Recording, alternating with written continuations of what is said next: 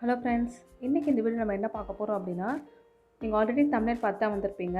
இந்த கிட்டு எவ்வளோ waste of money அப்படிங்கிறத நம்ம பார்க்க போகிறோம். ஸோ நம்ம டாட்டா கம்பெனிலேருந்து பார்த்திங்க அப்படின்னா சிக்கன் பிரியாணி கிட் பண்ணுறாங்க. அதாவது இன்ஸ்டன்ட் கிட்டு. ஆல்ரெடி குக்குடு சிக்கன்ஸு எல்லாமே இருக்கும். அதிலே அவங்க இன்ஸ்ட்ரக்ஷன்ஸ் எல்லாமே கொடுத்துருப்பாங்க.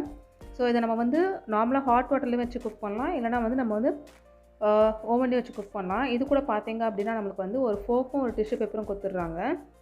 ஸோ இந்த கிட்டோட ப்ரைஸ் எல்லாமே நான் டிஸ்கிரிப்ஷன் பாக்ஸில் தந்துடுறேன் கிளியராக உங்களுக்கு. ஸோ இந்த கிட்டில் பார்த்திங்க அப்படின்னா ஹாட் வாட்டர் வச்சு எப்படிலாம் செய்யணும் அப்படிங்கிற இன்ஸ்ட்ரக்ஷன்ஸ் கொடுத்துருக்காங்க. ஹாட் வாட்டரில் நம்ம செய்யும்போது அப்படின்னா டேரெக்டாக நம்ம அடுப்பை வச்சு இந்த கிட்டை நம்ம சமைக்க போகிறதில்ல. நம்ம வந்து ஹாட் வாட்டர் செஞ்சுட்டு அந்த ஹாட் வாட்டர் இருக்க அந்த ஒரு பாத்திரத்தில் தான் நம்ம வந்து வச்சு நம்ம குக் பண்ண போகிறோம். ஸோ ஃபஸ்ட்டு ஸ்டெப் பார்த்திங்க அப்படின்னா நல்லா ஷேக் பண்ண சொல்லியிருக்காங்க இதை. ஸோ தட் உள்ளே இருக்க எல்லாமே நம்மளுக்கு மிக்ஸ் ஆகிறதுக்காக ஷேக் பண்ண சொல்லியிருக்காங்க. நான் நல்லா ஷேக் பண்ணி பார்த்தேன், பட் அது ரொம்ப திக்காக தான் இருந்துச்சு. ஸோ அந்த மாதிரி ஷேக் ஆகலை. இப்போ நான் ஒரு பாத்திரத்தில் ஒரு பெரிய பாத்திரமாக எடுத்துக்கேங்க. அதில் எப்படியும் ஒரு 2 லிட்டர்ஸ் நான் வாட்டர் ஆட் பண்ணியிருப்பேன். வாட்டர் ஆட் பண்ணி நல்லா பாயிலிங் பாயிண்ட் நல்லா கொதிக்கிற அளவுக்கு நல்லா தண்ணியை ரெடி பண்ணிக்கோங்க. இப்போ அந்த பாத்திரத்தை தனியாக எடுத்து வச்சுடுங்க. ஒரு இம்பார்ட்டன்ட் பாயிண்ட் என்ன அப்படின்னா, நம்ம ஸ்டவ்வில் பாத்திரம் இருக்கும்போது அதில் வந்து நம்ம வந்து குக் பண்ணக்கூடாது. தண்ணியை நம்ம தண்ணியை சூடு பண்ணதுக்கப்புறம் தான் நம்ம குக் பண்ண போகிறோம். அதை இது பார்த்திங்க அப்படின்னா ஒரு 3 to 5 மினிட்ஸ் அந்த ஹாட் வாட்டர்லேயே அப்படியே இருக்கணும் அப்படின்னு போட்டிருக்காங்க. இதுவே நீங்கள் ஓவன் யூஸ் பண்ணுறீங்க அப்படின்னா 1 மினிட் போதும்.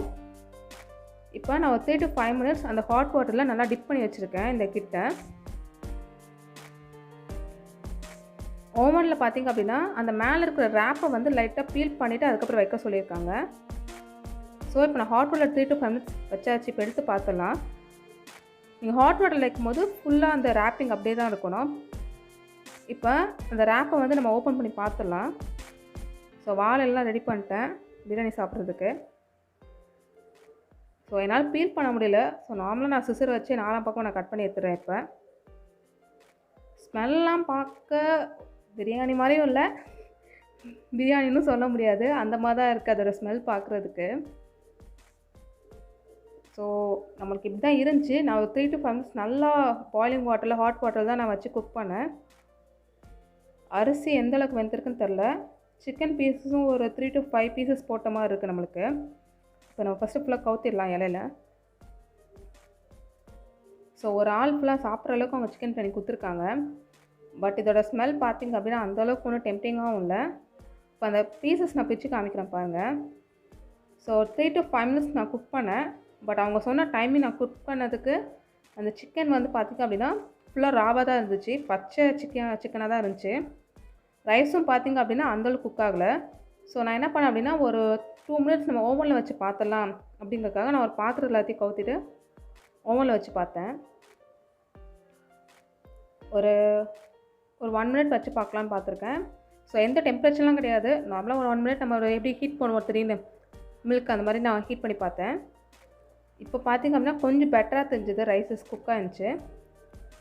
திரும்பி அதோட நான் மீட் வந்து எந்தளவு குக் ஆகிருக்குன்னு பார்க்கும்போது, ஸோ இது சிக்கன் மாதிரியே தெரியல பார்க்குறதுக்கு. அது ஒன்று. மீட் அந்தளவுக்கு இன்னும் குக்கும் ஆகலை. ஸோ இது ஒரு அட்டர் ஃபெயிலியரான ஒரு கிட்டு இது. நீங்கள் எங்கேயா ட்ராவலிங் போகிறீங்க அப்படின்னா ஏதாவது ஒரு ஆட் பார்த்து வாங்குறீங்க அப்படின்னா தயவுசெய்து வாங்காதீங்க.